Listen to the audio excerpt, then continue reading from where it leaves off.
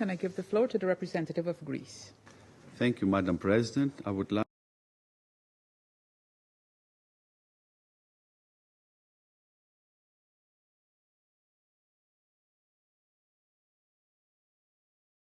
of civilians, and particularly those born by children in Gaza, has continued to grow.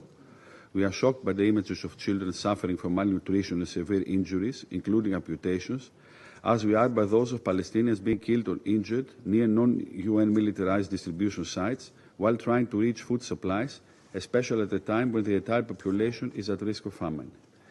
Humanitarian aid must never be politicized or used as a means of pressure. The population in need must be given safe access to humanitarian aid and care. Meanwhile, the safety and security of humanitarian workers is undermined on a daily basis.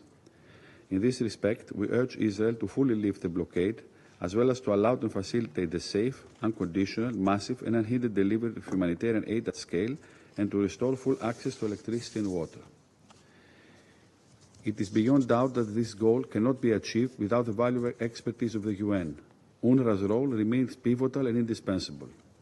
We repeat once again our position that any humanitarian plan must adhere to the core principles of international humanitarian law, cover all parts of Gaza, and support the existing humanitarian operations within the Strip. At the same time, we must not forget that hostages continue to suffer, being held in captivity by Hamas for 19 months already. Having repeatedly condemned the October 7th terrorist attack and the ongoing detention and inhumane treatment of hostages, we reiterate our demand for the immediate and unconditional release. We deplore the refusal of Hamas to hand them over. Madam President, while the situation in Gaza remains dire, it's equally alarming in the rest of the occupied Palestinian territories. Reports indicate that more than 40,000 people remain displaced. The recent raid in the Ashkar camp in Nablus exposed thousands more at great risk of forced displacement. Strict movement restrictions through physical checkpoints, gates, roadblocks, and other barriers isolate communities from essential services and sources of livelihood. Palestinian-owned structures continue to be demolished and seized. Civilians are subject to attacks and arrest. UN premises, including UNRWA schools and health centers, continue to be attacked. We strongly condemn the escalation of violence in the West Bank, including East Jerusalem, following the increased settler violence, the expansion of illegal settlements, and Israel's military operation. Settlement expansion is contrary to international law and the relevant Security Council resolution.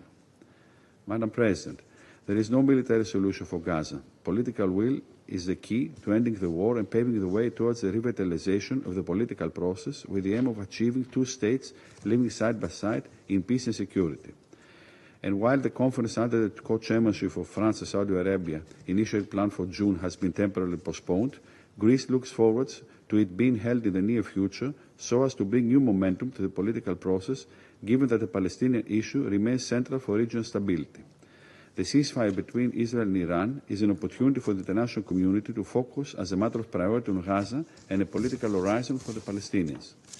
In the same spirit, Greece stands ready to engage towards moving the Arab plan forward as presented by Egypt. It is a constructive proposal for planning the day after in Gaza, where an empowered and informed Palestinian Authority will be capable of exerting effective governance in Gaza and the West Bank without any government or security role for Hamas and without any forced displacements of Palestinians.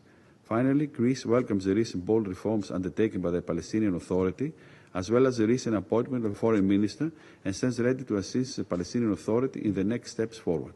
I thank you. I thank the representative of Greece.